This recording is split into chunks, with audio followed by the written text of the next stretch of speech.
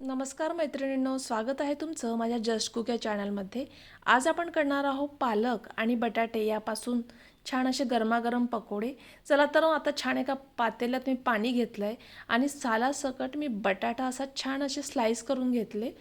तुम्ही बघू शकता, साधारण 3 बटाटे घेतले मी। हे बटाट्याचे पकोडे उन्हाळ्यात रसाबरोबर आणि पावसाळ्यात चहाबरोबर खूप छान लागतात, तुम्ही नक्की करून बघा। तर अशा प्रकारे मी आता सगळे बटाटे छान स्लायसरनी असे स्लाइस पाडून घेतले त्यांनी। आपल्याला बटाटा सालासकटच घ्यायचा आहे, त्यामुळे भजी अगदी कुरकुरीत येतात। मी स्लायसरने त्याचे छान असे एकसारखे चिप्स पाडून घेतले।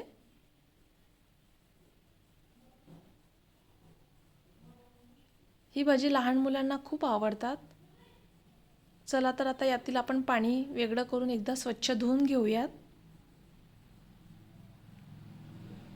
तर यानंतर एका मिक्सरच्या भांड्यात मी लसूण घेतलाय 10-12 पाकळ्या आणि नंतर त्यामध्ये मी थोडी कोथिंबीर घालणार आहे। कोथिंबीरच्या काळ्या घेतल्या तरी चालतील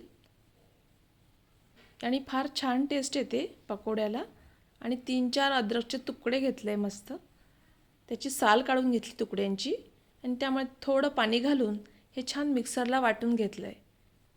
तुम्ही बघू शकता छान अशी पेस्ट याची तयार आहे। आता पालकसुद्धा आपण छान स्वच्छ धुवून घेऊयात। तुम्ही 5 ते 10 मिनिट तो पाण्यात असाच राहू दिला तरी चालेल। ही पालकाची भजीसुद्धा खूप छान कुरकुरीत होतात, तुम्ही एकदा नक्की करून बघा। चहाबरोबर सुद्धा खायला खूप छान लागतात ही पालक भजी। तर यामध्ये सुद्धा मी थोडं मीठ घालणार आहे आणि 5 मिनिट असंच पालक पाण्यातच ठेवणार आहे।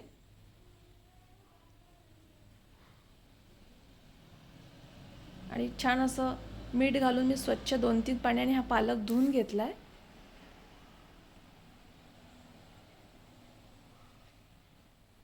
आता यानंतर एका पातेल्यात मी साधारण 3 वाट्या बेसन घेतलंय। हे बेसन चाळून घेतलंय मी छान आणि यामध्ये मी अर्धा चमचा मीठ घालणार आहे। तुम्ही चवीनुसार कमी जास्त घालू शकता। आणि आपण जे वाटण केलं होतं लसूण आणि कोथिंबीर अद्रकचं ते यामध्ये घालणार आहे साधारण 1 चमचा आणि छान हे बेसन पाण्याने भिजवून घेणार आहे। यामध्ये आपल्याला जास्त पाणी घालायचं नाही आहे, पाणी जरा बेतानच घालायचं आहे, म्हणजे ते बेसन छान बटाट्याला चिपकेल इतपत। जास्त पातळ जर झालं ते बटाट्यावरून निसटून पडेल। तुम्ही बघू शकता।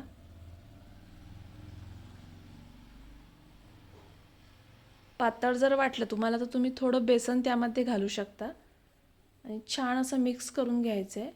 तुम्हाला जर हे पातळ वाटलं तर तुम्ही यामध्ये थोडं बेसन ॲड करू शकता। आपण यामध्ये तिखट वगैरे काही घालणार नाही आहे, कारण आपण वरून चाटसारखं टाकणार आहे तिखट आणि मीठ। नंतर एक गॅसवर कढई ठेवली आहे मी, त्यामध्ये साधारण अर्धा लिटर तेल घेतलंय, बघू शकता। आणि गॅस आपल्याला स्लिमच ठेवायचा आहे, नाहीतर भजे जळून जातील। तेल पण सुद्धा छान तापलंय आता। तर आपण यामध्ये थोडा खाण्याचा सोडा घालणार आहोत आणि तो सोडा असा छान फेटून घेणार आहोत।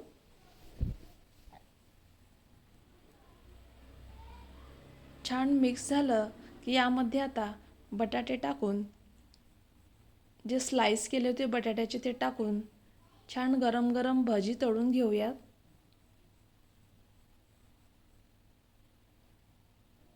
तुम्ही बघू शकता आपलं बॅटर छान झालंय। आता मी छान बटाट्याचे काप यामध्ये घालून तळून घेणार आहे।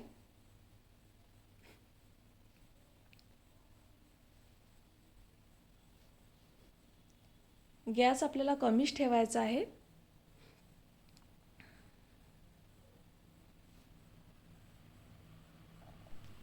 जेवढे तेलात कढईत बसतील तेवढे एक एक स्लाइस आपण टाकणार आहोत, छान तळून घेणार आहोत।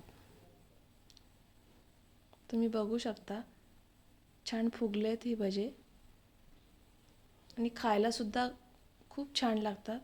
तुम्ही नक्की करून बघा. आपण यामध्ये तिखट अजिबात घातलेलं नाही आहे.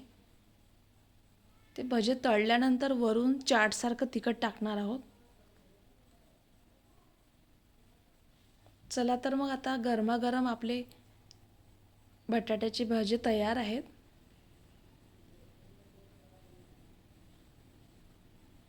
तर पलटून घेऊन छान दुसरी बाजूसुद्धा तळून घेऊया त्याची.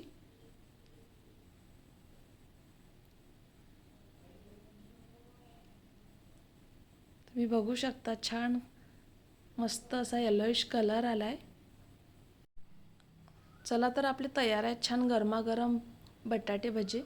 आता हे छान एका प्लेटमध्ये काढून घ्यायचे आणि यावर छान मस्त लाल तिखट आणि मीठ एकत्र करून टाकायचं आहे. आता छान गरमागरम मी सगळीच भजी तळून घेते.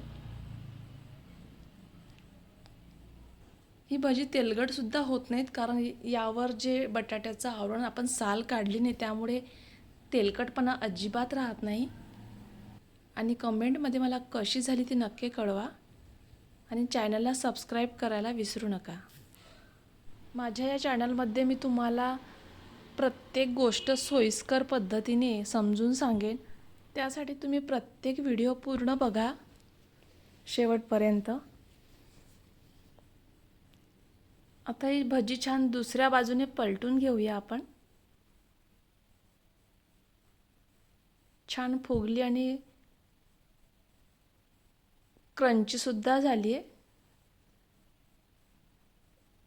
तुम्ही बघू शकता.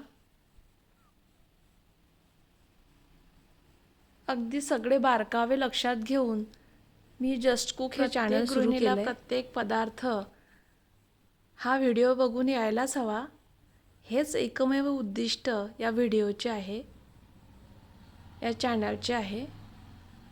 अचूक प्रमाण घेऊन तो पदार्थ जास्तीत जास्त चांगला कसा बनवावा हे एकमेव उद्दिष्ट या चॅनलचे आहे. फक्त तुमचा सपोर्ट मला हवा आहे. तुम्ही बघू शकता खूप छान अशी भजी आपली तळल्या गेली आहेत. अजिबात तेलकट झाली नाही. आणि याच बॅटरमध्ये आपण असा हा पालक बुडवून छान त्याचीसुद्धा भजी करून घेऊयात. ही भजीसुद्धा अजिबात तेलकट होत नाहीत. तुम्ही बघू शकता. साधारण कढईत बसतील एवढी भजी मी यामध्ये टाकणार आहे. भजी तेलकट होण्याचे कारण म्हणजे तुम्ही सोडा बऱ्याच वेळचा त्या बॅटरमध्ये टाकून ठेवला आणि वेळाने भजी जर काढली तर भजी तेलकट होतात. म्हणून जेव्हा भजी काढायची तेव्हाच बेसनामध्ये आपल्याला सोडा घालायचा आहे. आता ही भजी मी छान दोन्ही बाजूंनी तळून घेतली. तुम्ही बघू शकता. आणि ते बेसन जे असतं भिजवलेलं ते सोडा टाकून फ्रीजमध्ये सुद्धा ठेवायचं नाही, त्यामुळे सुद्धा भजी तेलकट होतात. तर आपली भजी दोन्ही भजी तयार आहे आणि यावर आपण मीठ आणि लाल तिखट घालणार आहोत. तर तुम्ही नक्की करून बघा. दोन्ही भज्यांवर आपण मीठ आणि लाल तिखट घालणार आहोत. खाऊन बघा आणि मला नक्की कळवा. एन्जॉय.